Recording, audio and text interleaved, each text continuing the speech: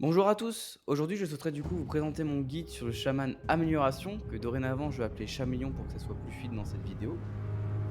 Pour ceux qui ont vu de loin l'aspect en Mythic Plus ou en Raid et qui seraient intéressés, mais qui savent pas à quoi s'attendre en termes de gameplay, ou encore ceux qui voudraient améliorer leur DPS, ou peut-être ceux qui voudraient jouer un build nouveau sur l'aspect, ce guide sera fait pour vous. Ce guide va être du coup être en deux parties. Donc première partie, je vais aborder qu'est-ce qu'un Chamelio apporte dans un groupe. On verra aussi du coup quel type de gameplay ça va être. Et on va plus parler après du build élémentaliste. Donc en raid, en mythique plus. La seconde partie sera sur le build Stormstrike, aussi appelé le build physique. Donc toutes les parties de cette vidéo seront mises en description.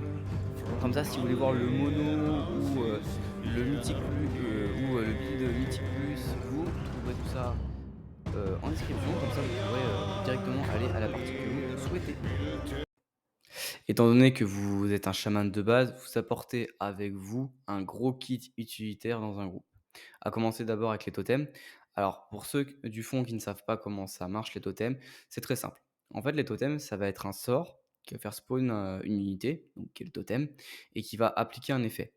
À savoir que l'effet des totems s'appliquera toujours sur vous.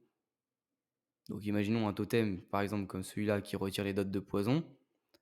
Ça, du coup, ça affecte vous et ça affecte aussi vos alliés autour de vous. Par contre, le nombre d'alliés qui va être affecté par ce totem, ça va dépendre du totem, là, pour le coup. C'est non, ils ne sont pas tous égaux sur le nombre de personnes qui peut être ciblé par le totem. Donc, on va commencer par le totem qui est le plus fort en overall, donc le totem condensateur. Ce totem-là, en fait, va permettre, en gros, il va apparaître et au bout de 2 secondes, il va étourdir, tous les mobs qui se trouvent, autour de lui. Alors, il est très fort, on le prend toujours, que ce soit en Mythic Plus ou en Raid, même en PVP. Alors, comme vous pour ceux qui l'auraient bien entendu, j'ai bien dit 2 secondes. En fait, au bout de 2 secondes, il va péter. Donc si vous voyez un mob qui est en train d'incanter et que vous dites: «Ah, faut que je le stun, donc je vais mettre mon totem de condensateur», bah non. Vous ne devez pas, en fait, raisonner comme ça. C'est pas comme un éclair de tempête ou comme une Strangu, par exemple, pour le DK. Pas du tout. En fait, il faut légèrement le pré-shot, ce totem-là. Ce totem-là possède, du coup, 2 améliorations. La charge statique, qui va faire, en gros, que vous réduisez de 5 secondes par cible qui est touchée, donc à un maximum de 20. Donc si vous avez touché 4 cibles, vous avez atteint le max de délai. Donc votre totem, passerait, on va dire, de 1 minute à 40. Là, vous voyez qu'il est à 54 parce que je joue avec afflux totémique, où en gros tous mes totems sont réduits de 6 secondes. On peut jouer soit aussi avec le casse-tête du gardien, qui permet en fait que quand le totem condensateur va faire son stun, et ben il y a encore un autre totem qui va apparaître et qui va refaire son stun. Donc on pourra mettre plus de contrôle. On enchaîne après avec des totems par contre qui sont plus situationnels, qui vont dépendre en fait plutôt du besoin, des situations qu'on va rencontrer. On a le totem de séisme, qui va faire en gros que si, vous-même ou, vos alliés sont ciblés par un fear, un charme ou un sommeil, en gros ce totem-là va annuler le CC et il annule toutes les cibles qui ont le CC et qui sont en son rayon. Donc si par contre la cible est pas dans le rayon du totem, ça ne marche pas. Ça ne marche pas, mais on a quand même 30 mètres de portée, donc si la cible en plus est un CAC, vous êtes quasiment certain de le toucher. Alors ce totem-là, il peut être, donc comme je dis, les totems que je vais citer là vont être situationnels. Celui-là, par exemple, c'est plus dans des donjons, par exemple. Je prends par exemple Atal d'Azar, où lui, il est quand même pas mal parce qu'on a les ptérodactyles qui vont fear et on a aussi, par exemple, Rezan qui fear. Alors par contre, pour Rezan, voilà, moi je le fais personnellement, c'est plus pour, que le combat soit plus fluide et pour gagner, pour que le combat se termine un peu plus vite. Ça évite que quand il fait son regard, en fait, on se cache derrière le poteau, qu'on attend et après qu'on aille le taper. Là, du coup, on le tape. Quand il va faire son regard, je pose le totem. On se fait tous fear, mais grâce au totem, on est plus fear et on peut continuer à le taper. Voilà, c'est du gain de temps plus que ça. Après, il peut vraiment devenir vraiment bon dans des packs comme par exemple la forêt Sombrecoeur, un donjon qu'on avait en S3. Le pack qui est juste avant le deuxième boss, En gros, c'était les cyclopes en fait qui vous focus avec une canalisation. La canalisation fait des dégâts et à la fin de cette canalisation, si elle n'a pas été pétée en fait, et bah, vous allez vous faire fear. Donc voilà, s'il y a les kicks qui étaient pas faits, s'il y avait pas de stun, et ben, ça évite que voilà, vous-même ou même, vos mates en fait, ils se prennent d'un fear en fait et qu'ils se mettent à se balader n'importe où, et qu'on perd du DPS sur ce pack là.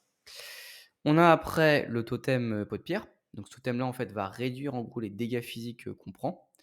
Donc ce totem-là, il est pas mal en Mythic Plus car il permet en fait que, les tanks prennent plus de packs, pour le coup.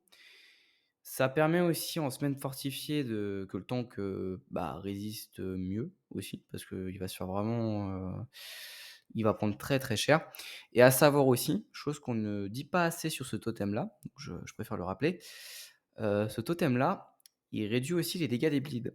Parce que les bleeds étant un dot physique, il va réduire par conséquent les dégâts. Donc, si je reprends par exemple à Taldazar, en fait, on avait un pack de Raptor. Et le pack de Raptor, en fait, il jumpait de manière aléatoire sur vous, sur vos alliés. Et en fait, du coup, ils appliquaient des bleeds.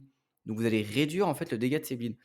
Donc sur, certains packs ou sur certains boss où on sait que les bleeds sont vénères, par exemple, si je reprends l'exemple du boss, le premier boss de Four et son Broker et bah, lui, les dots sont vraiment vénères. Donc ce totem-là prend encore de la valeur.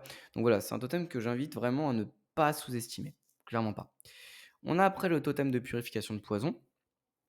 Donc ce totem-là, en fait, comme le séisme, il va retirer sauf que lui, c'est pour les dots. En fait, il va retirer les dots que vous avez sur vous et sur les alliés qui sont à côté.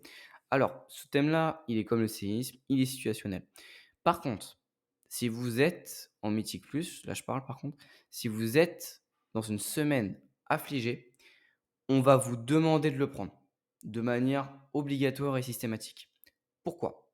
Alors, la semaine affligée, en fait, c'est la semaine où, en fait, quand vous allez faire des ZAD, en gros, il y a des âmes qui vont spawn. Ces âmes, en fait, elles sont, je crois, à 10 HP et elles ont chacune 3 effets néfastes sur elles.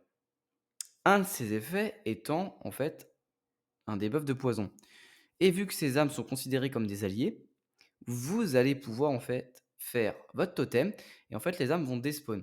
Car si les âmes ne sont pas, en fait, despawn à temps et ben, en fait, elles vont debuff le groupe. Donc, ce qui fait que, eh ben, on peut gérer une mécanique tout seul parce qu'en fait, elle spawn quasiment toujours par paire. Donc en fait, elle spawn, vous faites totem, les âmes disparaissent. Donc la mécanique est gérée, on n'en parle plus. Donc ça, voilà, on vous demandera systématiquement de l'avoir lors d'une semaine affligée. Donc voilà, vérifiez quand même dans la semaine que vous êtes avec quel affixe vous avez pour, voilà, vous allez vraiment aider votre healer pour cela. On a après le totem, bouffée des vents. Donc ce thème-là, en fait, on l'a tous vu en tant que joueur de WoW. C'est le petit totem, en fait, hop, je vais vous le montrer, hop, qui fait, en fait, ce petit anneau d'air qui, en gros, va permettre hop là, d'avoir, en fait, un bonus de move speed pendant X temps. On a après le totem de lien terrestre qui va, en fait, réduire toutes les cibles qui sont autour de ce totem de 50. Donc voilà, ça permet, au tank d'un peu plus kite, imaginons. Alors ce totem, il a on va dire une amélioration, ouais, si on peut dire. Il a le totem de pointer, qui est celui-là, qui permet en fait que chaque cible en fait qui se trouve dans son rayon en fait est immobilisée pendant 8 secondes. Alors, vous voyez le totem il en dure 20 et je vous dis immobilisé pendant 8 secondes. Alors, quand en fait la cible en fait va faire ses 8 secondes de route et après du coup, sera plus route, elle va pas être re-route, sinon ça serait broken. Un route de 20 secondes, ça serait trop fort. Donc en fait, à la place, ça va être slow de 50. Donc voilà. Le dernier totem après qui nous reste à traiter, c'est le totem guérisseur. Alors lui, je vais être franc, je ne l'ai pas beaucoup essayé en Mythic Plus ou en Raid parce qu'en fait, c'est un totem en fait qui nous heal, comme vous pouvez le lire. Le problème que j'ai pour moi avec ce totem, alors j'essaierai peut-être un peu plus en S4 de voir s'il est peut-être un peu plus fort qu'il n'y paraît. En fait, le problème qui me gêne moi avec ce totem-là, c'est qu'il y a marqué en fait vous, il, vous et un allié. En fait, ça veut dire que bah, à la rigueur, voilà, ça me fait du self-heal pour moi si jamais il y a des dots. Voilà, s'il y a des dots qui sont vraiment vénères, ça augmente, on va dire, ma survie. Et après, une cible, je trouve que dépenser 3 points de talent, parce qu'en fait, il y a du coup 1 point pour récupérer le totem et 2 points si on veut, l'améliorer. On augmente 40 les heals. Je trouve ça, on va dire que je l'ai pas assez essayé pour me faire un avis, assez, un peu plus objectif. Le dernier totem aussi que je n'ai pas parlé, c'est le totem de tranquillité de l'air. En gros, ce totem-là, il va vous permettre en gros de l'invoquer en fait dans la zone qui va être, autour de lui. En fait, on est insensible du coup aux interruptions et les sorts en gros, sont réduits de 50.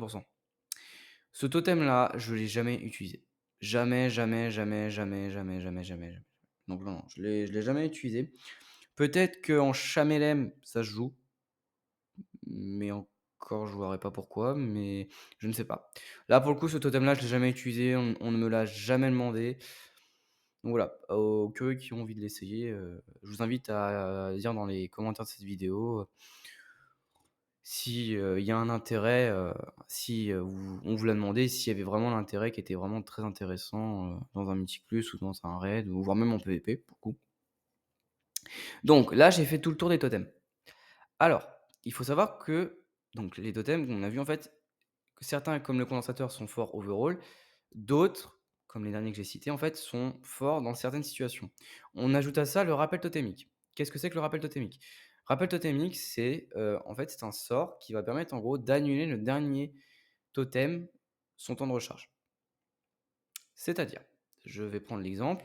Alors, imaginons, je vais utiliser mon totem condensateur, mais après, je vais faire mon purification de poison. Mon purification de poison, je veux dire, excusez-moi. Donc, hop, mon condensateur. Donc, vous allez voir, une, deux, hop, là, il a pété. Et je fais mon totem de poison. Je veux faire mon rappel totémique. Et là, comme vous voyez, c'est le dernier totem du coup, que j'ai utilisé qui a eu son cooldown annulé. Le condensateur est toujours en recharge. Donc, déjà, c'est fort. Ça permet, donc, je reviens encore sur ma semaine affligée avec ce totem-là. Ça permet de faire un pack. Les âmes spawn. Vous faites le totem. Elle despawn. Vous faites un prochain pack ou un boss ou votre pack, voilà, il est un peu long, vous ne l'avez pas fini. Une âme respawn. Vous pouvez faire rappel totémique et vous pouvez refaire le totem purification de poison. Ou alors, là, encore une fois, c'est situationnel. Ou encore, vous pouvez le faire avec le totem condensateur. Car voilà, du coup, ça veut dire que vous faites un stun, rappel totémique, vous faites un autre stun. Si vous cumulez ça avec casse-tête du gardien, vous faites 2 stuns. Parce que je pense que le deuxième va réappliquer l'effet de casse-tête du gardien. Donc non, non, là pour le coup, rappel totémique, c'est vraiment fort. Ça apporte, on rajoute encore cette utilité. On rajoute à ça une amélioration, qui est soit appel des éléments ou noyau de création. L'appel des éléments permet en fait de réduire de 1 minute le temps de recharge de rappel totémique. Alors d'habitude, voilà, il est à 3. Là, vu que j'ai pris, il passe à 2. Soit vous jouez avec noyau de création et là, on affecte 2 totems. Donc là, dans mon exemple de tout à l'heure, ça veut dire que j'aurais récupéré purification de poison et condensateur en même temps. Donc, petit point aussi positif que je mets pour le chamélio, c'est que c'est vraiment du positif. C'est vraiment purement de l'utilitaire. Là où par contre, je prends l'élème, le chamélème pour le coup, le chamélème, lui, en fait, il va vouloir prendre rappel totémique, mais dans un aspect offensif. En fait, lui, il va vouloir utiliser ce totem-là pour son totem de lave. Il va faire en fait, il va faire du coup totem de lave, rappel totémique, il va refaire son totem de lave. Là, lui, c'est vraiment dans un aspect plus offensif. Là où nous, c'est vraiment un aspect purement utilitaire qu'on va rajouter, qu'on va venir aider pour le groupe. Donc, avec déjà toutes les parties que je viens de citer là, on ne perd pas en DPS. On ne perd pas en DPS. Là, tout ce que je viens de citer, déjà, c'est du bonus qu'on apporte dans le groupe. Mais il n'y a pas que les totems. On a l'orage. Alors, l'orage, c'est quoi? L'orage, en fait, vous allez être ciblé. Bah, attendez, un visuel vaut mieux que 1000 exemples. Hop. Comme vous voyez voir, en fait, j'ai été, en gros, j'ai fait une AOE autour de moi. Et en fait, cette AOE, elle repousse toutes les cibles qui sont à côté autour de moi, donc ennemis, bien entendu, pas alliés. En fait, ça les repousse et après, elles sont slow de 40. À savoir qu'en PvE, on joue rarement l'orage comme ça en brut. On rajoute avec un petit passif qui s'appelle coup de tonnerre et en fait qui fait en gros que au lieu que les ennemis soient projetés de chaque côté, elles vont être bump en l'air. Pourquoi faut jouer coup de tonnerre. Pourquoi en fait, dans certains cas, je dis bien certains cas, on veut jouer coup de tonnerre? Bah, en fait, ça évite que par exemple, je reprends encore une fois l'exemple des Mythiques Plus, vous faites un pack, voilà, il y a des mobs qui vont faire des casts qu'on peut pas cancel cast ou il y a enfin voilà, vous imaginons vous voyez 3 casts, l'exemple le plus simple. Bah, voilà, vous dites orage, comme ça ils sont bump en l'air, vous cancel cast. Le problème en fait, c'est que si jamais en fait vous prenez pas coup de tonnerre, bah, la cible en fait, les 3 cibles en fait vont être éparpillées. Donc votre tank, il va devoir se démerder pour récupérer les 3 mobs. Donc déjà, bon, lui vous le faites chier. Si jamais voilà, vos mates ils faisaient, et bah, par exemple, je prends excellent exemple, je prends le Chamelem. Il avait mis ses séismes qui étaient en dessous du pack, bah, vous en fait vous avez écarté tout le pack, donc en fait, lui vous venez lui littéralement de lui baiser son DPS. Donc voilà. Et dernier point négatif, c'est qu'en fait, bah, les mobs que vous venez de projeter, en fait, et bah, si jamais, imaginons, ils atterrissent dans un pack qui est juste à côté, que vous ne voulez pas, que le tank ne voulait pas prendre, bah, du coup, en fait, le pack va prendre l'aggro. Donc en fait, ça peut faire des aggros foireuses. Donc c'est pour ça que c'est fortement conseillé, en fait, en 90% du temps, on prendra coup de tonnerre. Dernier point aussi à savoir sur l'orage peut être utilisé quand vous êtes stun. Pourquoi c'est à préciser? Je reprends par exemple la Flore éternelle, donc donjon qui était, en S3. La Flore éternelle, en fait, il y avait des mages qui faisaient une canalisation. Vous preniez des dégâts tant que la canalisation durait et en plus de ça, vous étiez stun. Le stun, en fait, s'arrêtait une fois que la canalisation était finie. Si le mob était à portée d'orage, en fait, vous faisiez un orage et du coup, la cible était bump en l'air, le cancel cast enfin, du coup, le cast était cancel, je veux dire, et du coup, vous n'étiez plus stun. Vous pouvez faire ça aussi à des alliés. Donc ça, c'est un point positif qu'il faut retenir. Et je ne parle pas du PVP où bien entendu, bah, c'est fort. Mais on n'est pas là pour du PVP, on est là purement pour du PVE. Ensuite, on a le soutien astral. Soutien astral, c'est très simple. On convertit en fait 25% de nos soins et de nos dégâts en heal pour nos 3 pour nos 3 alliés qui sont à côté. Ce sort-là, c'est plus pour du multi plus que pour du raid. Du raid, ça a un peu moins de valeur. Là où en multi plus, c'est pas mal. Ça permet que sur des packs où en fait on prend des AOE dans tous les sens, si en plus on est en semaine fortifiée, ou on est en tyrannique, on est sur un mob qui fait des grosses AOE. Je prends par exemple, bah si tiens, je prends S3 la fleur éternelle. Si je prends par exemple fleur éternelle, World of Draenor, Donjon, Flore éternelle. Si je prends par exemple Yenu, Yenu en fait il avait une technique, je crois que c'était la genèse. Non, c'était pas la genèse, c'était coup colossal, voilà. Ouais, c'était coup colossal en fait qui fait en gros que ça faisait une AOE en fait et tout le monde prenait des dégâts. Tout le monde. Donc, on enchaîne. Donc, ça permet du coup de réduire du coup les dégâts qu'on prend. Donc en fait, ça permet en fait, on réduit les dégâts en fait en faisant du heal tout simplement. Ça permet de soulager le healer et ça donne un coup de pouce. Et bah voilà, votre healer, ça évite qu'il soit en sueur, qu'on perd, imaginons, un DPS bêtement ou que voilà, tout simplement le healer meurt parce que voilà, il a pris tellement en fait de dot dans la figure qu'il n'a pas de quoi en fait survivre. Donc voilà. Soutien astral, c'est très fort. Dernier point aussi à rajouter, soutien astral, vous pouvez l'utiliser pendant un GCD. En fait, ce sort-là, il est hors GCD. C'est-à-dire en fait que je peux faire, imaginons, ma technique frappe tempête et je peux faire ce sort-là en même temps. Je peux faire en gros 2 sorts en un, sans problème. Donc voilà, ça mange pas de pain, ça ne coûte absolument rien. Juste son temps de 2 minutes de recharge, c'est voilà, c'est un sort vraiment bon qu'il faudra utiliser. Dernier point aussi avant-dernier point qu'on apporte, on apporte aussi le maléfice, qu'on appelle aussi X dans la communauté. Le maléfice, c'est très simple, en fait, vous ciblez un ennemi, en gros, vous le transformez en grenouille pendant 1 minute.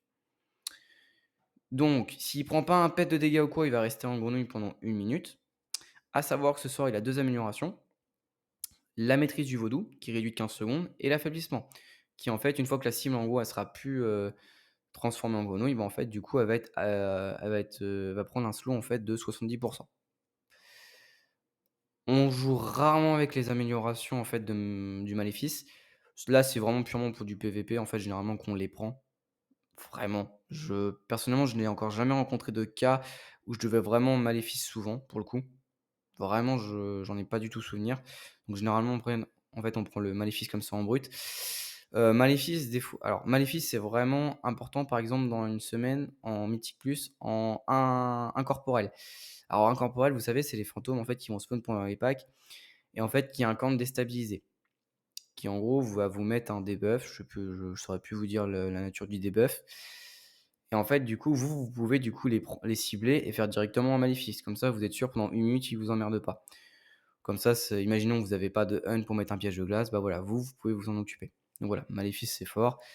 On a la possibilité de le prendre.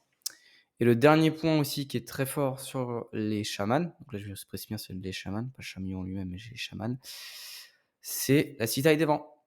C'est notre kick. C'est très simple, c'est le meilleur kick du jeu. Pourquoi? Kick de 12 secondes, c'est le kick le plus court du jeu. Il n'y a pas plus court. Qui plus est, sans amélioration. Et on ajoute à ça, c'est un kick à distance. C'est-à-dire qu'imaginons, on fait un pack, le tank, il n'a pas récupéré l'aggro sur un mage, qui n'arrête pas d'incanter dans son coin. Au lieu qu'il se déplace, qu'il aille son corps à corps, qu'il fasse son kick et qui du coup il se redéplace pour le ramener dans le pack, et bah tout simplement vous pouvez du coup continuer de DPS, cibler le corps à corps au loin, faire votre kick et du coup le mage du coup va revenir dans le pack.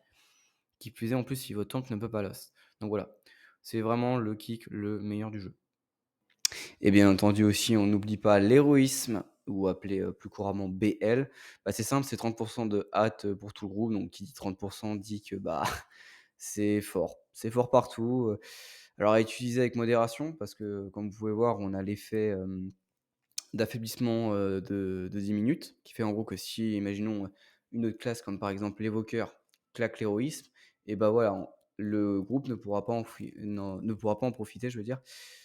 Donc, généralement, la BL, on l'utilise soit sur des gros packs en Mythique+, soit plus sur des boss de raid, sur des phases où on sait que les dégâts vont vraiment être énormes, où il faut qu'on se dépêche, voilà, de soit finir le combat, soit se dépêcher pour passer à une autre phase. Donc voilà, la BL, je conseille vraiment voilà, de vous mettre d'accord sur le groupe sur quand l'utiliser pour ça. Donc déjà, avec tout ce qu'on vient de voir, on voit déjà qu'on apporte déjà pas mal de choses. Il y a les totems et les autres sorts. Maintenant, ce qui est pour nous, ce qui va nous servir en fait à nous défendre, et ben on va voir en fait que le chaman, il a une très bonne survie, mais on n'est pas très bon niveau défense. Donc je m'explique. Tout d'abord, on a le gardien de la nature. Alors, le gardien de la nature, c'est très simple, c'est un passif qui va faire que quand vous passez sous 35% HP, on va récupérer instantanément 20% de nos PV. Donc voilà, ça nous fait un heal en plus qui proc toutes les 45 secondes. Donc voilà, c'est toujours ça de prix. Sur une grosse AOE ou quoi, le healer, voilà, il n'a pas le réflexe de faire. Je reprends par exemple tiens, un chaman de restauration, il n'a pas le réflexe de mettre remous. Il n'a pas, voilà, il a pas le réflexe, il n'a pas vu ou quoi. Voilà, ça peut proc, ça peut sauver. Donc voilà, garde de la nature. On a après l'élémentaire de terre qui lui en gros va augmenter de 15% nos PV max pendant 1 minute. Donc c'est fort. Le problème, c'est son contre-coup. Il a 5 minutes de recharge. Donc vraiment, c'est pas en fait le sort il faut compter sur lui. Donc non, non, clairement pas. En fait, ce sort-là, on va généralement l'utiliser sur des packs où on sait qu'on va prendre très cher. Très très cher. Par exemple, dans la saison dernière, le premier pack dans Fourré son broker avec l'ours. On sait qu'on prend des AOE dans tous les sens. On sait que le rugissement fait des dégâts en plus en plus forts sur l'ours. Donc voilà, on claque l'élémentaire de terre. On sait qu'on a 5 minutes. On sait que pendant 5 minutes, voilà, on ne peut plus l'utiliser derrière. Enfin, plutôt 4, vu qu'il dure 1 minute en soi. À noter que l'élémentaire de terre va du coup vous faire des dégâts. Ils sont très risibles. Donc, c'est clairement un CD qu'on va utiliser de manière défensive. À savoir aussi, il taunt. Donc, vous n'allez pas récupérer l'aggro, je rassure tout de suite. Mais lui, en fait, il va récupérer par moment l'aggro. Donc voilà, petite utilité à savoir. On a ensuite derrière la réincarnation, donc qui est un passif, qui est le passif qu'ont tous les chamans. Donc la réincarnation, en fait, ça permet que si on meurt, en fait, on a la capacité de revenir à la vie sous 20% HP et mana. Donc ça nous permet après, nous, bah voilà, en fait, c'est un BR qui est gratuit, qui est pour nous, quoi, hein, littéralement. Et en parlant de BR, en fait, bah ça les consomme pas. Ça ne consomme pas de BR, en fait. Donc, c'est-à-dire que si je prends l'exemple, imaginons, on va dire qu'on va prendre un groupe où on a un DK en tank, un no-mate est un rogue et il y a nous.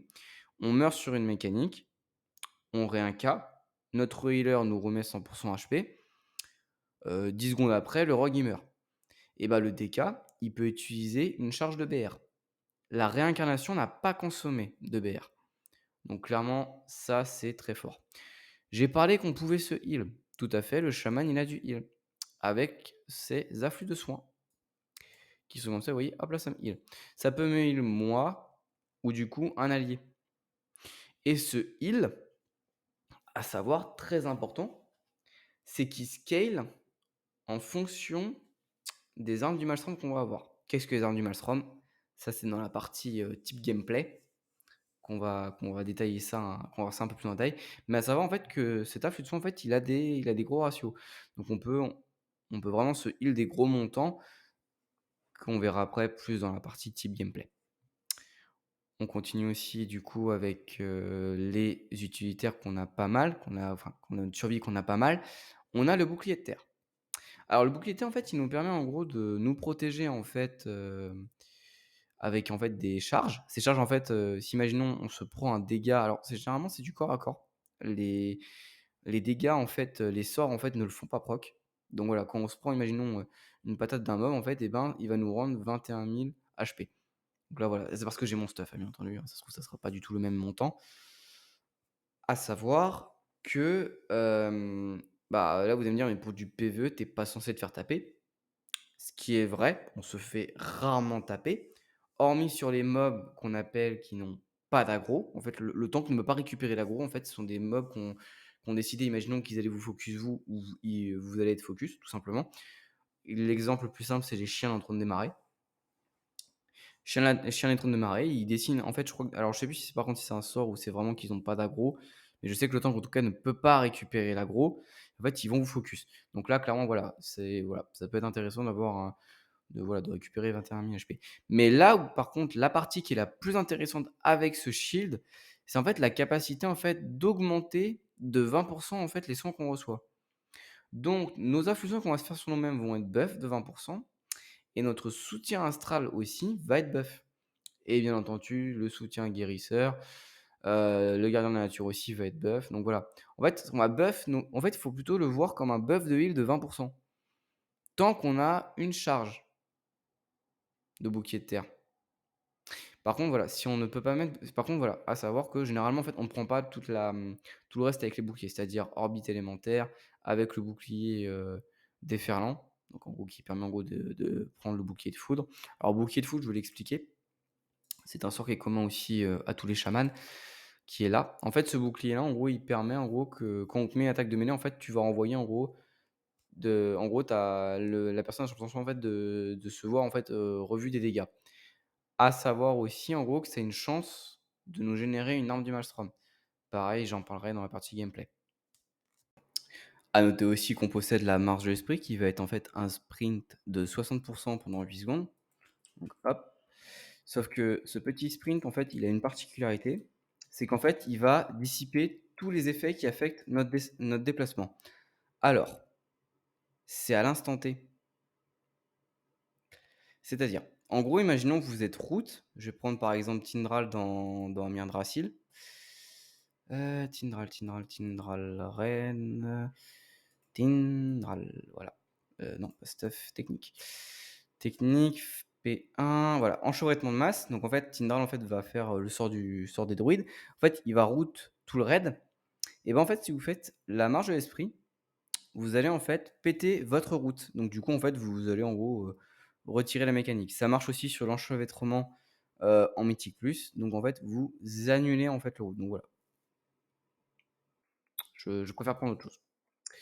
Donc, comme on vient de voir, donc on a une bonne survie avec en fait des procs de heal en fait qu'on va recevoir, soit qu'on passe soit un certain montant HP, soit du heal qu'on peut se donner, soit une augmentation de heal via le bouclier de terre, soit on augmente nos PV carrément. Mais quand on se prend on va dire quand par exemple sur du Mythic Plus ou même sur du Raid, quand on se prend en fait des gros dégâts et par exemple, un sort qui fait, je vais dire une connerie, qui fait 1 000 000 d'HP, bah, voilà, un proc de heal, en fait, ne sert à rien. Il y a que l'Araka, voilà, qui va permettre, en fait, de gommer cette erreur. Mais en soi, voilà, il nous faut quelque chose, en fait, pour réduire les dégâts sur nous, pas de nous donner des PV, vraiment réduire les dégâts. On possède qu'un sort. Ce sort-là, en fait, c'est le transfert astral. Le transfert astral permet en fait de réduire tous les dégâts qu'on prend, donc physique, magique, ombre, feu, tout ce que tu veux, tu réduis de 40 pendant 12 secondes. Le sort de base à 2 minutes. Si vous le voyez à une 5, c'est parce qu'en fait, ce sort possède 2 améliorations. Soit voyage planétaire, qui réduit en fait de 30 secondes le délai de recharge de transfert astral. Donc là, il passerait à 2 là en fait, là, il est à une 5 comme il est là. Sinon, en fait, il est à 2 minutes. Soit vous prenez rempart astral, qui fait en gros que vous réduisez tous les dégâts subis de 60 en plus. Donc on passe à 60 de réduction. Je ne crois pas qu'il y ait un sort de tank qui réduit à ce point. Je crois pas du tout, hein, je ne pense pas et s'il y en a un, je veux bien que vous me disiez dans les commentaires lequel, par exemple, réduit, autant. Me sortez pas la Bible du paladin, s'il vous plaît. Merci, mais donc voilà.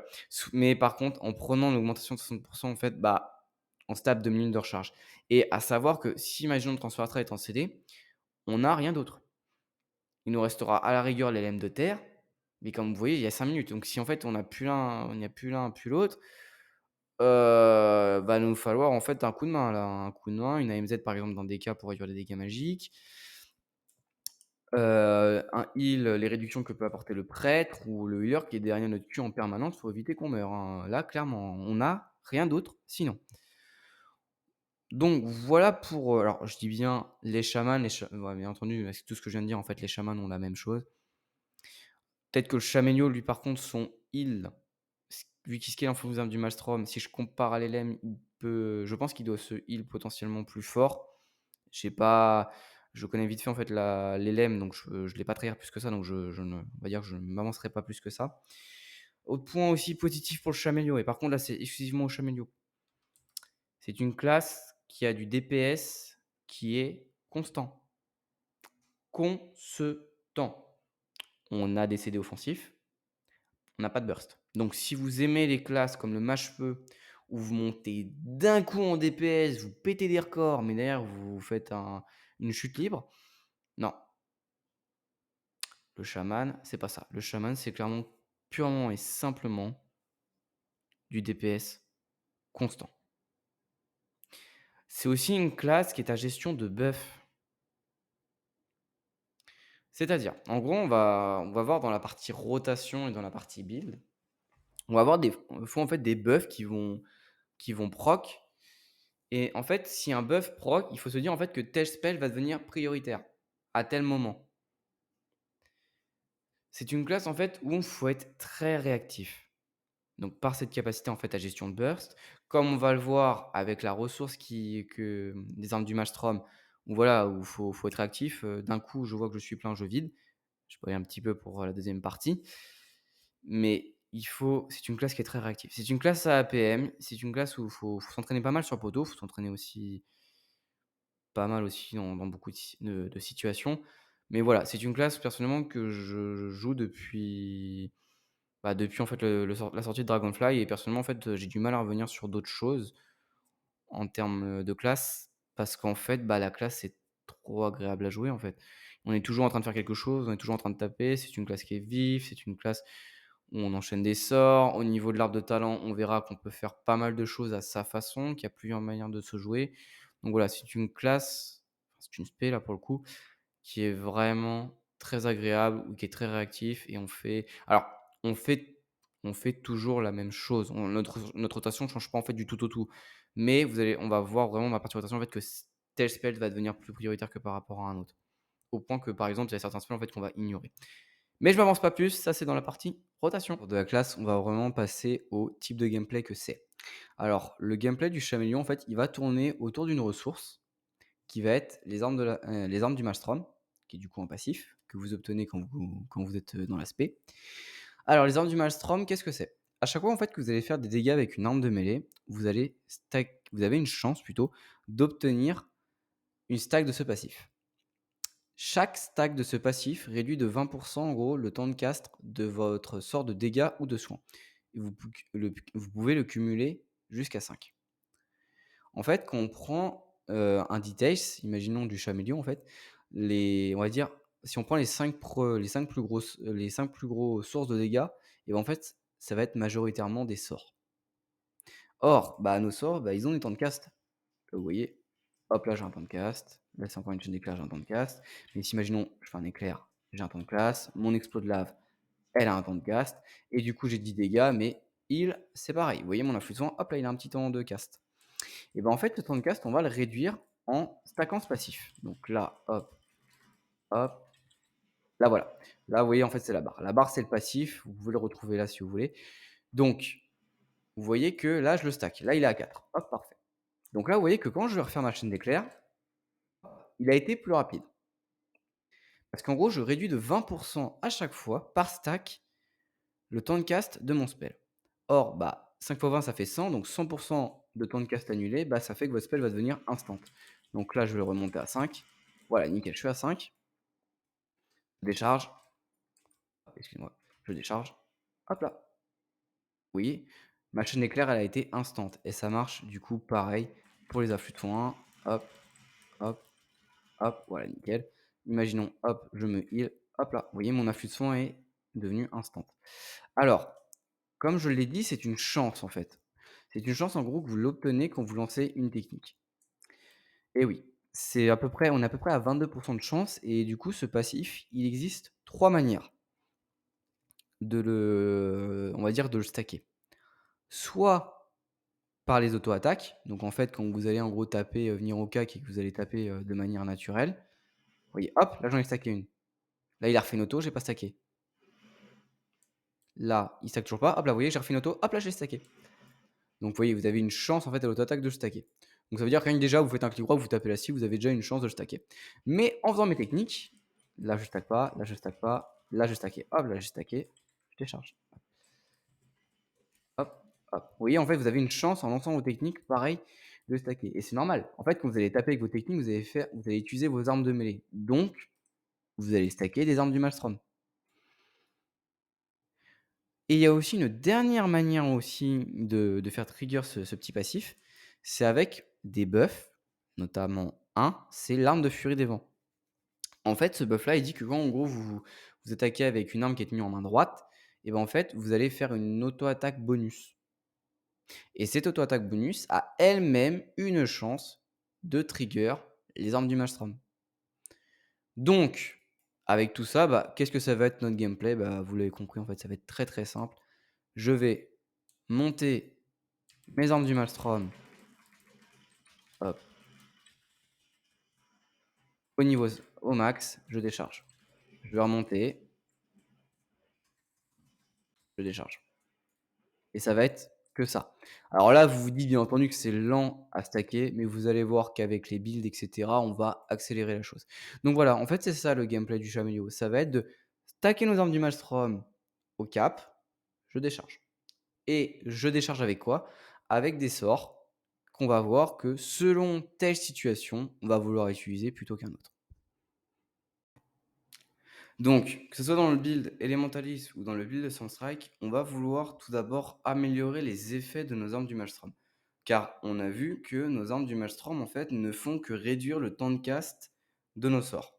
Juste de base. Et en plus, on est limité à 5 stacks. Donc, on va tout d'abord prendre le Maelstrom, les armes du Maelstrom améliorées. Qui vont permettre que nos sorts, que ce soit en dégâts ou en heal, alors en dégâts, on va avoir une augmentation de 20% par charge. En heal, ça va être 10%. Donc, quand je vais être à 5 stacks, mon sort de dégâts va faire 100% de dégâts et mon afflux de soin, lui, va faire 50% en plus. Donc, mon explos de lave, qui est par exemple là à 28 000 avec mon stuff, va faire un peu plus de 50k. On ajoute à ça le Maelstrom déchaîné. Car on a vu qu'on est capé à 5, et bah, grâce à ce passif, on va du coup passer à 10 charges du Maelstrom. Et on rajoute à ça en plus une augmentation de 5% des effets. Donc, ça veut dire que mon explode de lave, ou mon éclair, ou ma chaîne d'éclair, à 5 stacks, ne va plus faire 100%, mais elle va faire 125% de ses dégâts. Et pareil du coup pour mon afflux de soins. Mon afflux de soins, lui, va faire du coup 75% de soins en plus. Ce qui est pas mal.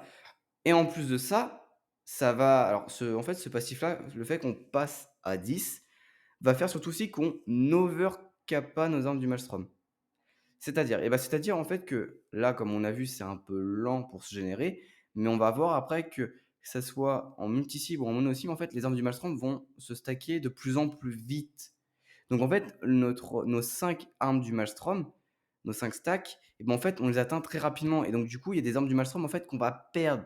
Il se peut en fait qu'il y ait des armes du Maelstrom qu'on va générer, mais qu'en fait, bah, vu qu'on est plein, en fait, bah, ce sont des armes du Maelstrom qu'on va dire qu'on va perdre. Donc par conséquent, on va perdre aussi du DPS. Donc voilà, c'est important en fait de prendre ce temps-là et donc du coup de passer à 10 armes du Maelstrom. Sauf que là, je ne peux les dépenser toujours de 5 par 5.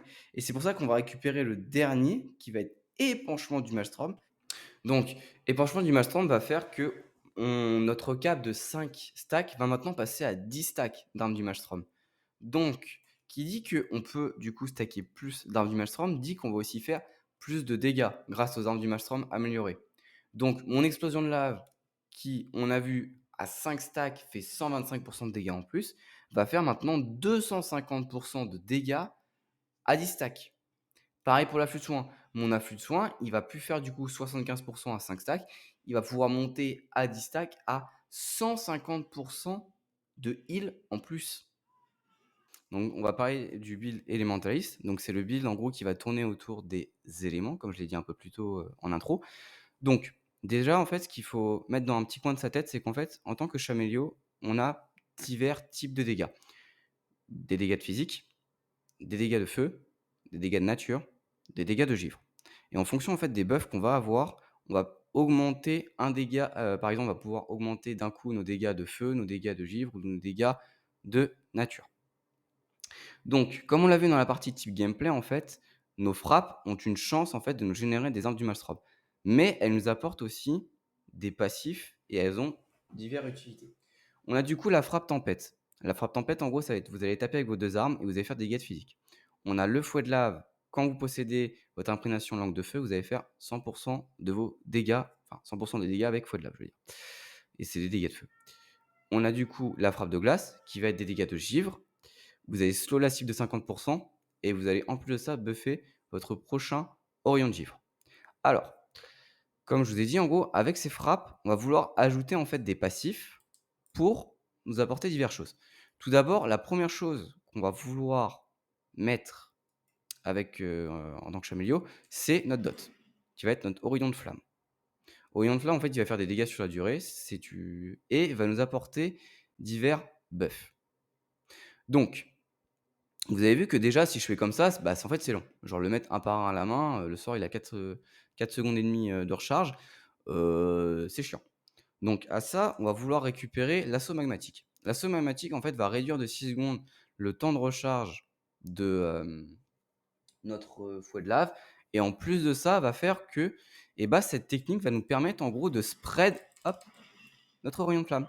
Là, vous voyez, je l'ai appliqué du coup aux 3 targets. Et donc, si je vais sur l'autre, hop, et que je fais ça, hop là, vous avez vu, la cible à droite possède du coup maintenant Orient de flamme. À ça, du coup, tant qu'on est sur fouet de lave, on va vouloir lui le buff.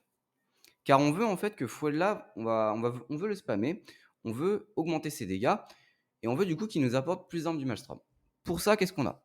On a du coup la main brûlante. La main brûlante, en fait, va faire que nos attaques automatiques ont 5% de chance, en fait, de faire que son temps de recharge va diminuer de 75% et on va augmenter ses dégâts de 40% pendant 8 secondes. Donc en fait, vous allez voir, quand on va faire sur la partie rotation, quand je vais le proc, je vais faire littéralement un GCD sur 2, un fouet de lave.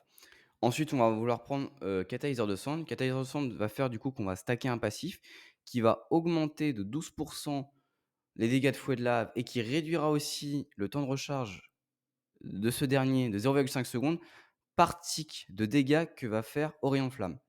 Donc, quand je mets mon fouet de lave, il a, vous voyez, 10 secondes de temps de recharge. Ce qui est lent. Donc, si je mets Orient Flamme, vous voyez, son temps de recharge, il est plus rapide. Je le récupère plus rapidement. Sauf que là, il n'y a qu'un Orion qui tic. Donc, imaginons que je fasse, je remets un Orion, hop, et je fais ça. Vous voyez, là, c'est pas du tout la même, c'est pas du tout pareil. Là, je le récupère plus vite. En plus de ça, le passif, il est là et je le cumule. On va monter jusqu'à 96% de dégâts avec fouet de lave. Donc, ça va faire que, imaginons sur un pack de 5 cibles, hop, je refais ça, hop, je refais ça, là, tac, tac. Je vais pouvoir mettre du coup une autre frappe. Hop, vous voyez, j'ai récupéré. Hop, là, je spam. C'est ça, en fait, c'est ce passif qui va faire qu'on va pouvoir plutôt spammer fouet de lave. Mais vraiment le spammer, surtout en multi-cible. Parce que comme je vous l'ai dit, plus il y a des rayons de flamme qui vont tick, plus en fait, bah, lui, on va le stacker plus rapidement. Et plus du coup, lui, on va le récupérer, notre fouet de lave. Donc voilà, catalyseur de cendre, c'est vraiment bien. On a aussi après la flamme flagellante qui va du coup faire qu'on va débuffer la cible et que du coup, notre rayon de flamme du coup qui tic, et bah lui en fait il va faire 100% de ses dégâts en plus. Donc, je remets, hop, excuse-moi. Je remets du coup mon rayon de flamme, hop, je mets ça. Et là vous voyez, là du coup, cet rayon-là, il va faire 100% de dégâts en plus. Mais que cet rayon-là. Le rayon de droite, de gauche, enfin de droite et de gauche, je vais y arriver, eux ne font pas. C'est-à-dire qu'il faut hop que je le remette. Là, vous voyez. Là, les deux là, ils vont faire 100% du coup de dégâts en plus. Enfin, 100% de leurs dégâts en plus. Donc ça, c'est pour la partie sur fouet de lave. Donc, comme j'ai dit plus tôt, la frappe de glace va nous permettre de buff de 100% de dégâts de notre prochain Orion de Givre. Alors, Orion de Givre, c'est ça. C'est un sort de dégâts en fait qui va slow de 50% la cible qui va se le prendre. Mais c'est un sort surtout qui est mono-cible. Donc, l'intérêt que par contre Orionji va avoir, c'est qu'en tant que Chameleon, en fait, on a un passif qui fait qu'on a l'averse de grêle, qui va faire en gros que par arme du Maelstrom qu'on va dépenser, on va augmenter les dégâts d'Orionji, mais en plus, Orionji va pouvoir du coup toucher une cible supplémentaire par charge qu'on a dépensée. Donc, vu qu'on a pris toutes les améliorations pour les armes du Maelstrom, on va du coup pouvoir monter à 150% de dégâts sur Orion de Givre, mais en plus de ça, donc on va toucher 5 cibles. On ne pourra pas toucher 10. Donc ça donne quoi en pratique? En pratique, ça donne que je vais faire. Alors, hop, bah voilà, mauvais exemple de ce qu'il ne faut pas faire. Hop, je suis à 10, je décharge. Et là, vous voyez que, alors là, avec mon Ikora, moi je le vois ici, mais il est là en fait. Vous voyez que là, les dégâts de mon prochain Oyonji va être augmenté de 120%. Mais je peux toujours, par contre, toucher que 5 cibles. Hop, je vais le faire. Et vous voyez, hop là. Donc là, les cibles sont slow. Donc ça, c'est le debuff d'Orionji qui va slow. J'ai pas touché les deux autres parce qu'en fait, elles sont trop éloignées. Mais vous inquiétez pas, en Mythic Plus, vu que les mots en fait vont être paqués sur le tank, vous allez vraiment toucher 5 cibles, mais vraiment sans réfléchir. Mais vraiment sans réfléchir. Il n'y a pas besoin de vous poser la question si vous touchez ou si vous touchez pas. Mais du coup, j'ai dit que ça faisait 150% avec les armes du Maelstrom que j'ai dépensées. Mais je rajoute du coup la frappe de glace qui va buffer de 100% aussi mon prochain rayon de givre. Bah du coup en fait j'ai un rayon de givre qui va cleave sur 5 cibles, mais du coup qui va faire, avec le buff de la frappe de glace, qui va faire 250% de dégâts. Ce qui va faire en gros que Orion de givre, en multi-cible et même en overall multi plus, ça va vraiment être en fait notre deuxième source de dégâts. Et du coup, l'averse de grêle, ce qui va du coup influencer dans notre gameplay, c'est que, comme je vous l'ai dit, on a deux parties. Je charge, je décharge. Je charge, je décharge. Je charge, je décharge. Et bien l'averse de grêle, elle va rajouter en fait une phase qu'on va appeler la phase post-décharge. Je charge, je décharge, je post-décharge. Et dans cette phase post-décharge, on va vouloir mettre toujours notre Orion de Givre qui lui est buff par les armes du Maelstrom qu'on a dépensé dans la phase décharge.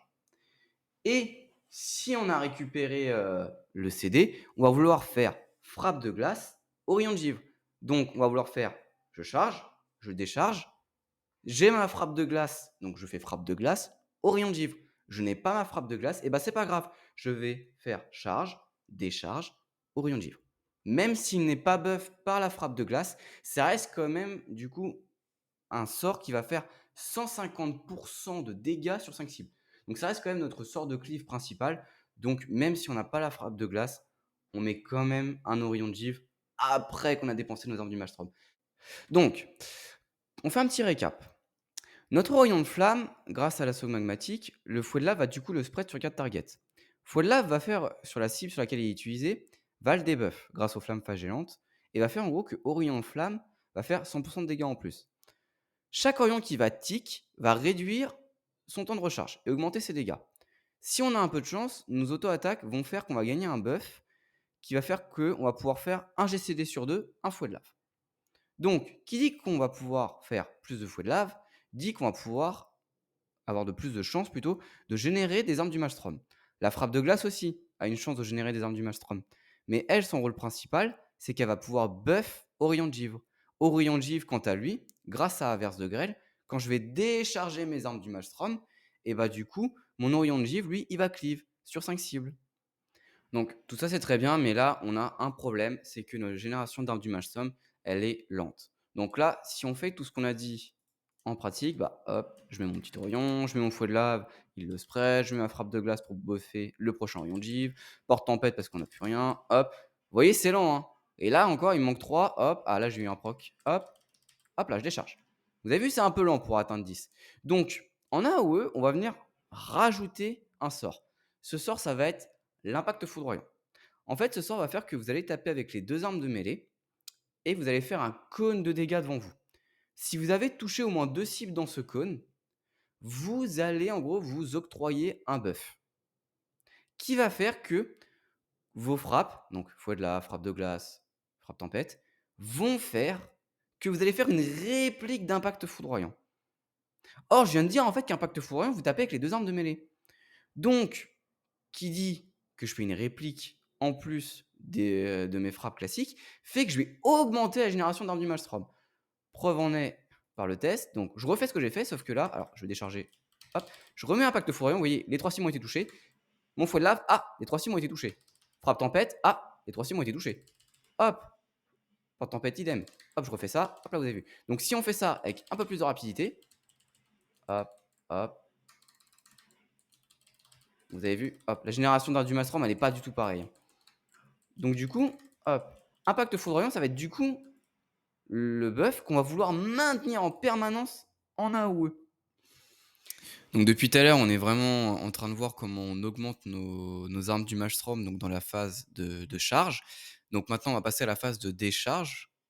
Dans quelle situation j'utilise mes armes du Maelstrom? Alors, on a 3 sortes de dégâts pour dépenser nos armes du Maelstrom. Éclair, un éclair, explosion élémentaire.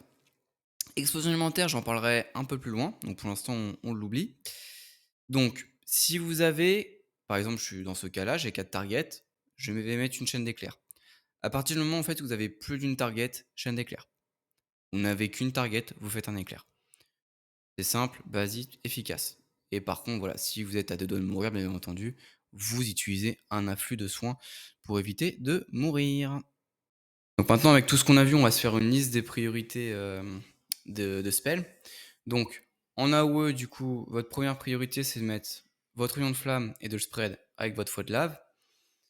Donc là, il va y avoir 5 cibles, c'est à peu près la moyenne des packs en Mythique+. Vous vous en fichez de la durée de fouet de lave sur la, de rayon de flamme sur la cible, je veux dire, car en fait, votre fouet de lave va la rappliquer naturellement. Donc vous allez voir qu'en faisant votre rotation, vous n'avez même pas à faire attention si la cible a encore rayon de flamme ou pas, elle l'aura toujours. Ensuite, vous maintenez impact foudroyant à 100% d'uptime. Toujours, toujours, toujours. Donc là, pour ça, je vous invite vraiment à faire un Wikora pour le traquer. Ensuite, on va vouloir charger nos armes du Maelstrom à 10. Donc, on va faire fouet de lave. Ça va être notre spell en priorité, car il va revenir rapidement avec catalyseur de cendre. Frappe de glace. Et après, frappe tempête. Si jamais vous n'avez aucune des 3 frappes, et bah, vous avez impact foudroyant malgré que vous avez le buff. Ça vous fera gagner des armes du Maelstrom. Vous arrivez à 10, vous déchargez, et vous faites après votre Orion... Enfin, vous déchargez, je veux dire, avec une chaîne d'éclair, excusez-moi. Parce que là, on est en multisim. Après, vous faites, du coup, votre Orion de givre. On est en phase post-décharge.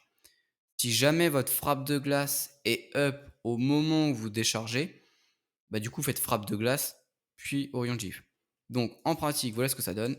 Je mets mon Orion de flamme, je le spray. Toutes mes cibles ont bien Orion de flamme, impact foudroyant, fouet de lave, frappe de glace, fouet de lave, frappe tempête, fouet de lave. Je suis chargé, Orion de givre.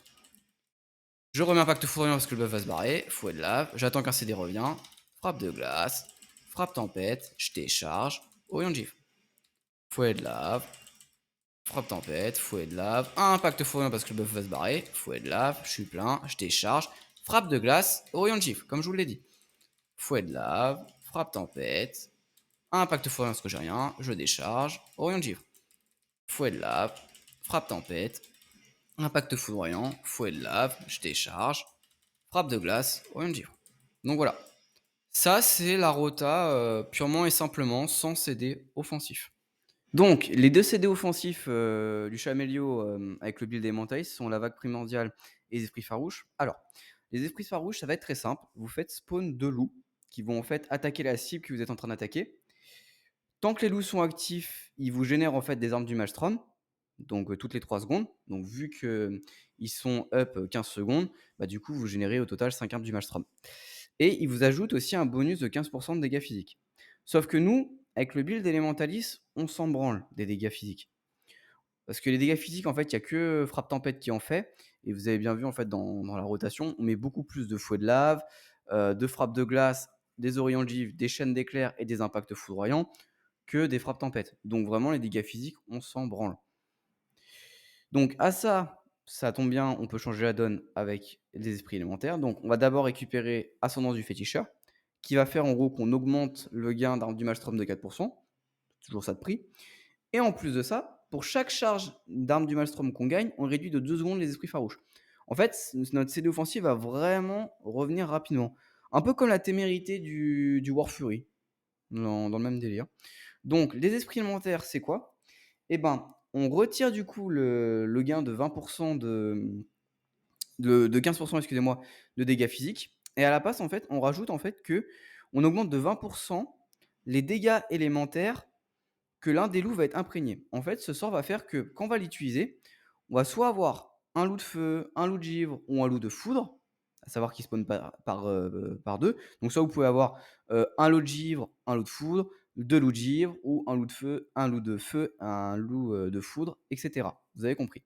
Donc, si imaginons j'ai un loup de feu et un loup de foudre, je vais avoir mes dégâts de feu qui vont être augmentés de 20%, et mes dégâts du coup de nature, du coup, parce que foudre, il n'y a pas, mais c'est nature, et mes dégâts de nature qui vont augmenter de 20%. C'est-à-dire du coup que je vais avoir des fouets de lave qui vont être augmentés de 20%, et des chaînes d'éclairs du coup qui vont être augmentées de 20%. Pareil aussi avec les loups de givre, donc du coup ça va être l'averse de grêle, et du coup la frappe de glace qui vont être augmentées de 20%. Et là, je rassure tout le monde, votre rotation ne changera pas en fonction des loups qu'il y a. En fait, vous pouvez pas le contrôler. C'est totalement purement aléatoire, les loups qui spawnent. Donc, si vous êtes en AOE, bah, avoir des loups de foudre et un loup de foudre et un loup de givre, ou l'inverse, c'est génial parce que du coup, on va cleave et donc du coup, les dégâts de feu, on s'en moque un peu plus. Vu que notre fouet de lave, ça a majoritairement d'être des dégâts en mono-cible. Donc, clairement, vous pouvez pas le contrôler. Votre rotation ne changera pas. En fait, ce que vous allez faire du coup avec les esprits farouches, c'est très simple. Vous allez les spawn à chaque fois. Vous avez le CD, vous les utilisez. Fin. Et du coup, la vague primordiale, alors la vague primordiale, qu'est-ce qu'elle fait? La vague primordiale, du coup, alors elle fait des dégâts, donc elle fait 62 000 avec mon stuff, et elle applique Orient de Flamme. Mais pas que. On va gagner un buff qui va faire que la prochaine fois que notre prochain éclair va toucher toutes les cibles affectées pour Orient de Flamme, mais en plus de ça, il va avoir ses dégâts buffés de 150%. Donc, déjà, ça veut dire que, comme on l'avait vu avant, on devait mettre Orient de Flamme et on le spread avec notre fouet de lave. C'est-à-dire que dès qu'on va rentrer dans un pack, on va faire vague primordiale, la cible va avoir Orient de Flamme, je fais mon fouet de lave, hop là, toutes mes cibles ont Orient de Flamme, c'est bon. Mais c'est pas que. J'ajoute à ça le Maelstrom primordial. Donc, ma vague primordiale, quand je l'utilise, elle va me générer 10 charges d'armes du Maelstrom. Donc, en fait, je vais arriver dans le pack, je vais faire vague primordiale, fouet de lave, comme on avait dit. Et du coup, bah, je vais déjà en fait décharger. Je suis déjà plein, donc je décharge. Donc, on a dit que, rappelez-vous que quand on décharge les 10 armes du Maelstrom, nos sorts sont augmentés de 200%. Sauf qu'à ça, je rajoute encore un multiplicateur de 150%. Donc, du coup, j'ai un sort en mono-cible. Parce que éclair, je vous l'ai dit, c'est du mono-cible. J'ai un sort en mono-cible qui fait 200% de ses dégâts, mais je rajoute encore 150. Donc, il fait 350% de ses dégâts et il touche toutes mes cibles affectées par une flamme. Donc j'ai dit que la moyenne des packs c'était environ 5. Enfin la moyenne des packs, la moyenne des ennemis dans un pack c'est environ 5 cibles. Donc ça veut dire que là je vais balancer avec un sort, enfin deux vu qu'on va se près des coups de lave, mais plutôt avec un sort, je vais balancer en fait 5 éclairs buffés à 350% de dégâts. Et là ça fait mal. Là c'est quand même pas mal. Mais c'est pas fini, j'ajoute la petite cerise sur tout ça, les éléments brisés. Chaque fois qu'il y a un éclair en fait qui va toucher une cible qui est affectée par rayon de flamme, vous allez augmenter votre hâte. Le premier va faire 20 et le deuxième et les autres vont faire 4 à chaque fois. Donc ça veut dire que si on prend mon pack de 5 cibles, je vais gagner 36 de hâte pendant 12 secondes. Et c'est bien, 36 de hâte, c'est fort. Il me semble que c'est alors attention, je regarde vite fait, mais il me semble de mémoire que c'est plus fort qu'une BL, hein. On regarde ça en direct live, Furie sanguinaire. Ouais, c'est ça, c'est plus fort qu'une BL, hein. Là, en gros, vous mettez mieux qu'une BL, hein, pour le coup, hein, dans un opener de pack.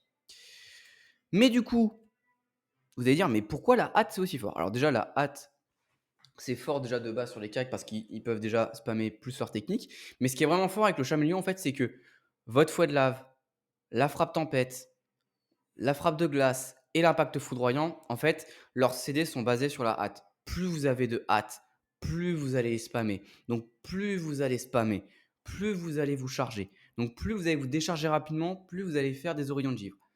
Plus du coup vous allez pouvoir recharger. En fait, vous allez littéralement passer une vitesse, hein, dans la manière la plus simple. Donc du coup, la vague primordiale, vous la claquez dès qu'elle est up. Ça vous apporte tellement de choses en fait que le sort est trop fort en lui-même. Donc c'est vraiment vous la claquez dès qu'elle est up. Mais déjà d'être fort en elle-même, la vague primordiale va faire que elle va synergiser très bien avec les esprits farouches. Pourquoi? Tout simplement à cause du 4P. Le 4P en fait du Chamélio en S3 et donc du coup aussi en S4 va faire qu'en gros que rien que déjà en lançant la vague primordiale, vous allez du coup avoir un esprit farouche de foudre, donc de nature, donc vous augmentez déjà les dégâts de nature infligés de 20. On ajoute à ça aussi que le 4P ajoute qu'à chaque fois qu'en gros on va invoquer un esprit farouche, on réduit de 7 secondes le temps de recharge de la vague primordiale. Et en fait, c'est là où en gros tout synergise par lui-même. Déjà, vous lancez votre vague primordiale, la vague primordiale déjà se retire par elle-même 7 secondes, parce que comme je viens de vous dire, la vague primordiale fait apparaître un loup. Mais en plus de ça, vu qu'elle rappelez-vous, grâce au, Maelstrom primordial, vous générez 10 armes du Maelstrom. Donc en fait, vos loups déjà, vous les réduisez de 20 secondes. Les esprits farouches, déjà, vous réduisez de 20 secondes. Mais dès que vous allez faire du coup les esprits farouches qui vont être up, vous allez réduire de 14 secondes le CD restant de vague primordiale. Donc ce qui fait que, rappelez-vous, je vous ai dit, vous vous déchargez. Plus vous vous chargez, plus vous les récupérez vite. Donc, plus vous allez récupérer vite, plus vous allez mettre des esprits farouches. Donc, plus vous allez être buff, plus vos dégâts vont être buff. Mais en plus de ça, vous allez récupérer votre vague primordiale rapidement. Plus elle, vous allez la spammer. Donc, plus vous allez faire des éclairs qui vont être buff, qui du coup, votre sort mono-cible devient du multi-cible. Et plus vous allez être sous hâte. Donc maintenant, on va mettre tout en pratique pour voir du coup qu'est-ce que la rotation en multi-cible. Donc, je mets ma vague primordiale, je mets mes loups, fouet de lave pour toutes mes cibles et au rayon de flamme, je décharge. Impact foudroyant, frappe de glace, au rayon de gifle parce que j'ai les stacks, je décharge. Fouet de lave, au rayon de gifle. Frappe tempête, fouet de lave, je décharge. Frappe de glace, au rayon de gifle. Mes loups sont up. Ah, ma vague primordiale up, je la réutilise. Éclair. Impact foudroyant, au rayon de gifle, fouet de lave, frappe tempête, frappe de glace, fouet de lave, je suis plein, je décharge, au rayon de gifle.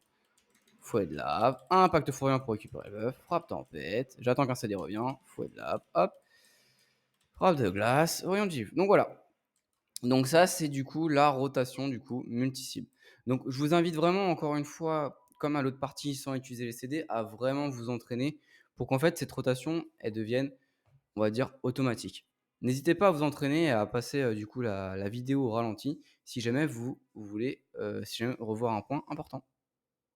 Donc je fais une aparté pour vous parler du sort explosion élémentaire. Donc explosion élémentaire, c'est comme explosion de lave. C'est un sort mono-cible. Sauf que là, ses dégâts vont être élémentaires. Donc pourquoi cette petite nuance? En fait, cette petite nuance est importante car quand vous allez mettre vos loups, vu que vos loups, on joue avec les esprits élémentaires, en fait, vu que ce sont des dégâts élémentaires, explosion élémentaire en gros va être buff par n'importe lequel de vos loups. Vous vous en foutez de l'élément. Donc, c'est-à-dire que à chaque fois que vous allez mettre vos loups, en fait, le sort gagne 40 de dégâts en plus. Comme ça. Plus la vague primordiale qui va rajouter un loup, et bah explosion élémentaire en gros va gagner 60 d'augmentation de dégâts, ce qui est énorme. Déjà que le sort en lui-même a plus de ratio de dégâts qu'éclair ou explosion de lave. Là, vous voyez, je suis à 47 000 avec mon stuff. Explosion de lave, je suis à 26 000 et éclair, je dois pas être très haut. Ouais, voilà, je suis à 30 000.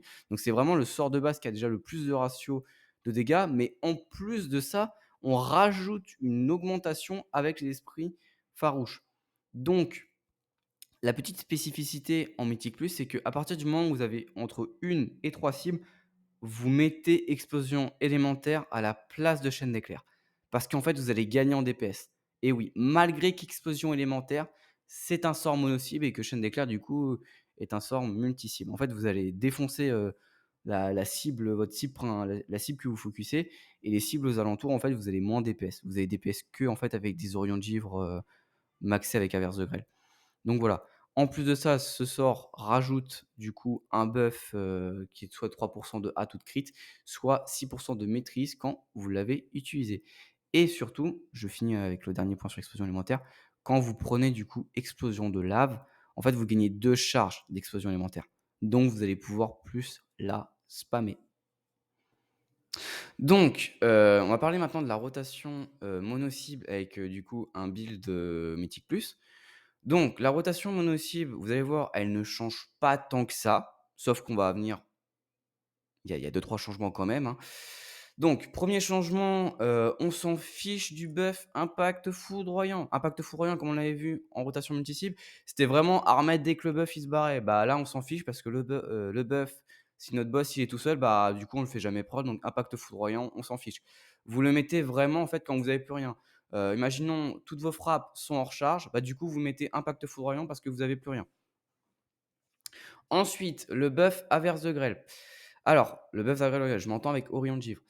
Du coup, en fait, il va plus être, on va dire, prioritaire. Votre priorité, ça va être le fouet de lave. C'est-à-dire, ça veut dire que quand vous allez arriver à 10 armes du Maelstrom que vous allez décharger, donc vous aurez vos buffs Averse de Grêle, ça, il y a pas de souci. On avait vu quand mon multi-cible, on mettait une frappe de glace avec un Orion de Givre. Là, ça va pas être le cas. Si imaginons, je vais le faire, si jamais fouet de lave est en recharge. Mais si imaginons je décharge, ah mon fouet de lave revient, je vais faire mon fouet de lave et après si fouet de lave est toujours en recharge, je mets une frappe de glace avec un Orion de Givre. Mais si imaginons j'ai un proc de main brûlante, donc on a vu que le temps de recharge il était voilà, il revenait rapidement, et ben je vais faire fouet de lave, une frappe de glace, un fouet de lave, un Orion de Givre qui est buff. Donc ça, c'est vraiment la spécificité, en fait, du mono. C'est qu'en fait, votre feu de lave, vous allez le spammer. Ça devient, en fait, votre priorité numéro 1. Mais vraiment, j'insiste vraiment sur le priorité numéro 1. Et quant au spell qu'on va faire pour décharger nos armes du Maelstrom, donc, bah, du coup, éclair quand on a le buff de la vague primordiale. Sinon, quand la vague primordiale est toujours en recharge, qu'on n'est pas buff, et bah, du coup, on va claquer une explosion élémentaire si on a les loups de up. Par contre, si, voilà, on a explosion élémentaire, mais les loups sont pas up, bah, du coup, voilà, on va faire un éclair. Si vous jouez pas avec explosion élémentaire parce que, voilà, vous avez pas envie de jouer avec, vous mettez du coup votre éclair. Et si vous êtes comme moi et que vous jouez, par contre explosion de lave, mais pas explosion élémentaire, bah, vous mettrez toujours explosion de lave. Mais si, voilà, elle est en recharge, vous mettez votre éclair. Donc voilà, c'est pas des gros changements en soi, mais c'est des petits trucs à savoir. Donc qu'est-ce que ça donne dans les faits? Donc ça va être très simple.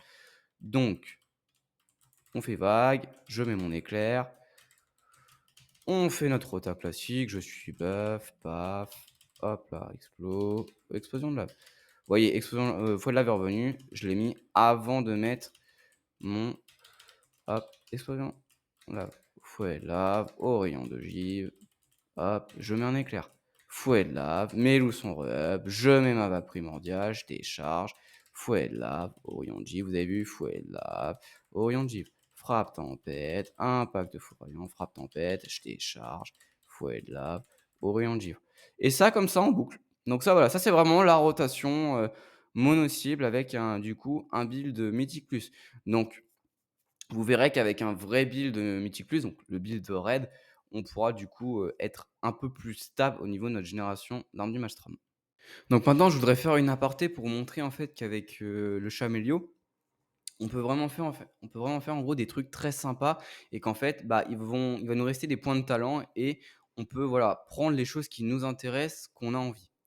Je m'explique. Alors, À savoir que là, le build que vous voyez en gros qui est sur ma droite, c'est le build à droite, je veux dire dans la partie amélioration, c'est le build le plus méta. C'est le build qui en théorie fait le plus de dégâts.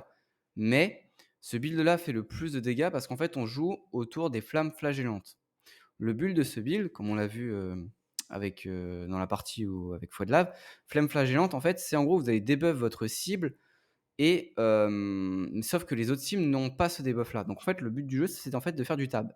C'est ce qu'on appelle en fait faire du switch tab. En fait, à chaque fois de lave que vous allez avoir, vous allez faire un tab et du coup passer une autre cible. Et vous allez tourner comme ça pour qu'en gros, toutes vos cibles ont bien flamme flagellante. Et vu qu'elles ont toutes flamme flagellante, bah, en gros, vos Orions vont faire beaucoup plus de dégâts. Et vu que sur des grosses clés comme par exemple du 18, voire plus, et ben en fait, vu que les mobs sont beaucoup plus tankés, en gros, vous allez vraiment profiter en gros de ce debuff pour augmenter les dégâts de vos Orions. Si vous êtes comme moi au début j'ai eu beaucoup de mal à galérer à traquer, ce buff, vous n'êtes pas obligé de jouer, vous pouvez prendre directement Héritage de la sorcière de givre. C'est un talent qui est très simple à jouer, dès que vous dépensez 10 armes du Maelstrom, vous mettez fin au temps de recharge de frappe tempête, sauf que cette ligne-là, on s'en fiche, car des frappes tempête, on en met peu. Mais c'est surtout la deuxième ligne qui est la plus intéressante, vous allez vous buff de 25 pendant 5 secondes tous les dégâts de physique et de givre. Et bah, ça combotte nickel parce qu'on va pouvoir faire du coup, une chaîne d'éclairs, imaginons on a un AOE et directement enchaîner derrière avec, notre Orion, de givre et du coup notre Orion de givre va pouvoir taper, je veux dire, excusez-moi, taper au maximum 275 de ses dégâts. Donc là, ça commence vraiment à cogner. Donc voilà, talent très simple à jouer. Je vous le conseille si vous jouez, si vous débutez le Chamelio. Vraiment, prenez-le. Vous avez juste à faire la rota de manière naturelle et il n'y a pas besoin de traquer le debuff qui est flamme flagellante. Donc, on a ça, mais on peut aussi retirer d'autres points. Donc ça, c'est à notre bon vouloir. Ça aussi, ça aussi, ça aussi et ça aussi. Alors, ça, c'est vraiment la base, en fait, qu'on prend dans le build, du, élémentaliste. Alors, je n'ai pas parlé de la tempête foudroyante. Tempête foudroyante, c'est très simple. On augmente les dégâts d'impact foudroyant de 40. C'est toujours ça à prendre, mais c'est surtout, en fait, qu'on augmente, en gros, le nombre de targets que Chaîne d'éclair va toucher. À la base, elle n'en touche que 3. Maintenant, elle va en toucher 5. Donc voilà, généralement, on le prend car, comme je vous l'ai dit, la moyenne des packs, c'est quand même 5 cibles. Donc, généralement, après, ce qu'on aime bien faire, c'est prendre Arme de Furie des Vents, car, comme je vous l'ai dit, c'est un buff que vous mettez. Ça vous génère des armes du Maelstrom, parce qu'en fait, vous allez taper avec votre main droite, vous avez une chance de déclencher 3 autres attaques supplémentaires. Donc, vous avez une chance, en gros, de regagner des armes du Maelstrom. Ça vous fait une génération d'armes du Maelstrom de manière passive. Mais surtout, c'est plus important, on va le comboter avec arme élémentaire, qui fait que pour chaque imprégnation qu'on a, on augmente les dégâts de feu, de givre et de nature de 5.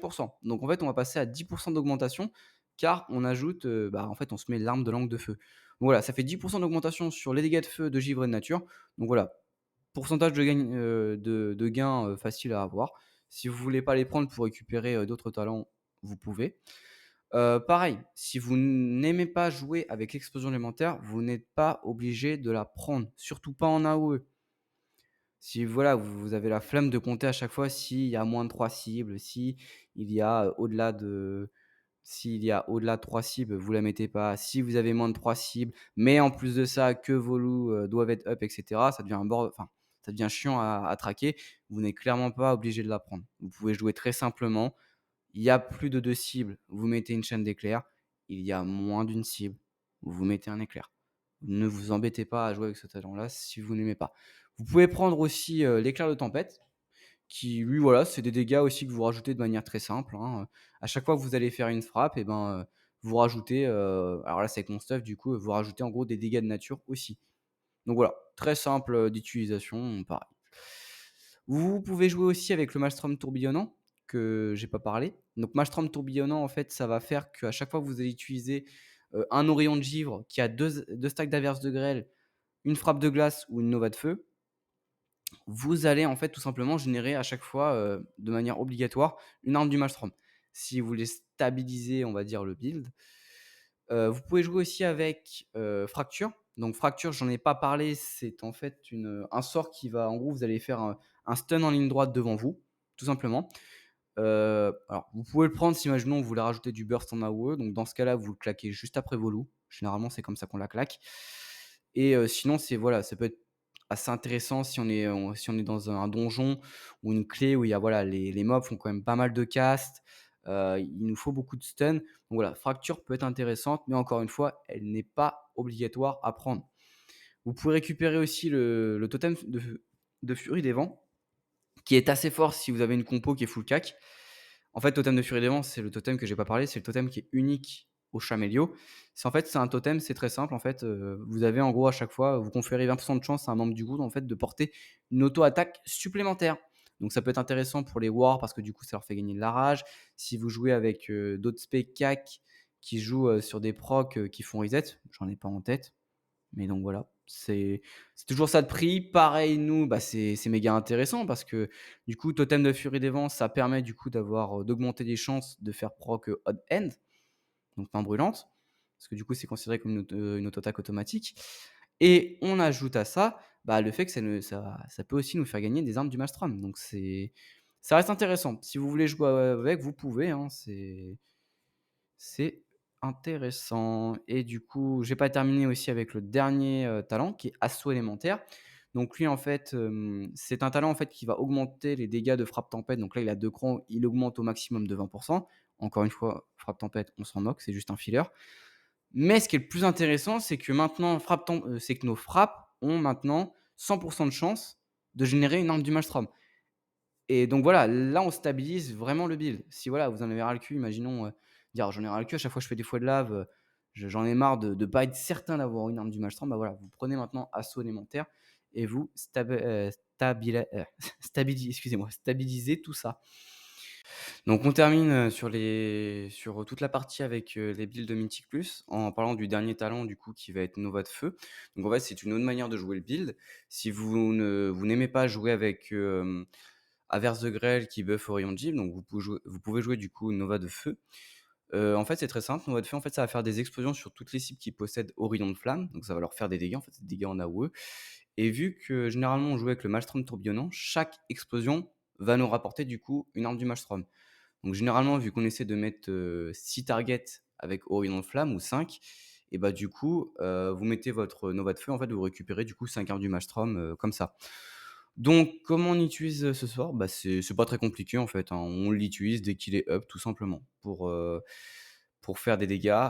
Alors, le seul problème personnellement que je vois avec Nova de Feu et ça peut être assez frustrant, c'est avec, les esprits élémentaires. Bah, vu qu'en fait, du coup, vos loups sont totalement random, bah, imaginons que vous avez, ne serait-ce qu'1 loup de givre et alors là, dans la pire des situations, 2 loups de givre en AOE, bah, en fait, le seul sort qui va être buff, bah, du coup, ça va être, bah, votre frappe de glace. Et ouais, bah, du coup, en fait, vous perdez, malheureusement en DPS à cause d'un aspect qui est random. Par contre, voilà, hein, si vous avez de l'eau de feu, là, vous à l'inverse, vous avez de l'eau de feu, bah, vous allez tout exploser. Vous allez tirer la gueule. Moi, personnellement, c'est pour ça que je n'aime pas Nova de feu. Là où je trouve qu'avec Averse de Grêle, malgré les loups qui pop, on en tire toujours parti dans une phase de notre rotation. Là où malheureusement, bah, avec Nova, on est un peu, voilà, si jamais, voilà, on n'a pas les bons qui spawn, on est un peu emmerdé. Mais sachez que vous pouvez toujours jouer Nova de Feu si vous le souhaitez et que vous n'aimez pas Averse de Grêle. Donc la rotation, c'est la suivante. On ne change quasiment rien. Donc vous voyez, hein, je mets mes loups, je spread, je décharge, impact, Nova. Je décharge, fouet de lave, hop, je plus rien, hop, voilà, je décharge, fouet de lave, Nova. Hop là, vous voyez, paf. Mes loups sont up, je mets ma vague primordiale, je décharge, je mets impact fourrien parce que le buff va se barrer. Frappe tempête, Nova. Et je décharge, fouet de lave, frappe de glace, fouet de lave, fouet de lave, et je décharge. Donc voilà, c'est grosso merdo en fait c'est ça la rotation avec Nova de feu. Alors je vais être franc avec vous, je connais vite fait le principe théorique de comment se joue Nova. Je ne l'ai jamais utilisé. Personnellement, je l'ai jamais utilisé. J'ai toujours préféré jouer Averse de Grêle avec Orion Jeep. Donc, si vous voulez plus d'informations sur le build de Nova de Feu, je pourrais malheureusement pas plus vous en apporter. Donc pour finir maintenant, on va parler du build en raid. Donc c'est ce build là qu'on va vouloir utiliser. Donc comme vous avez vu, on retire impact foudroyant et tempête foudroyante, ils n'ont plus leur utilité. À ça, on va chercher le totem de furie des vents pour buff nos alliés CAC, mais aussi pour nous buff nous, car je rappelle, on augmente les chances d'avoir un proc de main brûlante. Ensuite, on récupère assaut élémentaire, très important, car assaut élémentaire va du coup stabiliser le plus possible notre rotation. Ce qu'on va faire en fait en build de raid, c'est vraiment stabiliser la rotation et nos gains d'armes du Maelstrom, vu que on a pu du coup impact foudroyant qui nous en apportait beaucoup, vu qu'on tapait en multi-cible. Donc là voilà, on récupère assaut élémentaire. J'en profite dans cette partie pour vous parler du coup de l'opener. Alors l'opener. L'opener du coup, ça va être quand vous allez débuter le combat, c'est très simple. Vous allez mettre votre totem de furie des vents, donc ça c'est logique. Vous mettez la vague primordiale, vous mettez vos loups, ça ne change pas, mais par contre, vous mettez explosion élémentaire. Car on veut toujours qu'il y ait une explosion élémentaire qui soit en recharge, toujours. Faut pas être à 2 charges, Faut toujours qu'il y en ait une en fait qui soit toujours en cours de recharge et après du coup vous montez, vous mettez votre éclair et vous refaites la rotation classique. Donc là, je parle vraiment en débutant vraiment pur. Je pense que je ferai une vidéo sur un peu plus des tips avancés de la classe, sur, des petits trucs qu'il faut savoir. Mais retenez ça si vous voulez vraiment débuter. Vraiment, voilà, vous montez, vous déchargez comme on a vu juste avant. Donc, en pratique, totem de furie des vents, vague primordiale, je me mets loup, explosion élémentaire. Je charge, hop, je mets le rayon, frappe de glace, hop, voilà. Et je mets mon proc, hop là, hop là, hop là, hop là. Explosion. Vague, fouet là, rayon. J'ai rien. Je mets mes loups, la vague, hop là. On continue, voilà, voilà, paf. On continue, tac, tac, tac, tac, tac. Voilà, hop là, je remets les loups, le fouet lave, hop, hop.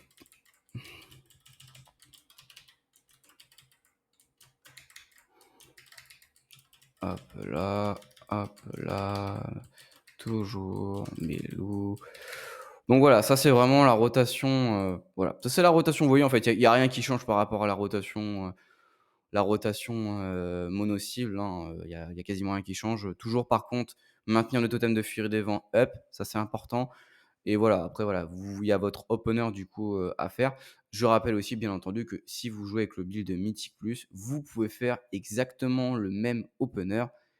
Si voilà, vous jouez explosion élémentaire, que vous avez votre vague primordiale, vous pouvez faire exactement la même chose avec un build de Mythic+ qu'en raid. Et donc voici la fin de cette vidéo sur cette première partie sur le Chamélio, donc sur du coup les bases ainsi que le build élémentaliste. J'espère qu'elle vous aura aidé, que si jamais vous avez des questions, n'hésitez pas à les mettre en commentaire, j'essaierai d'y répondre. Une deuxième vidéo arrive en complément de cette dernière sur du coup le build Storm Strike, donc qui est le build de tempête. En attendant, moi je vous dis à la prochaine.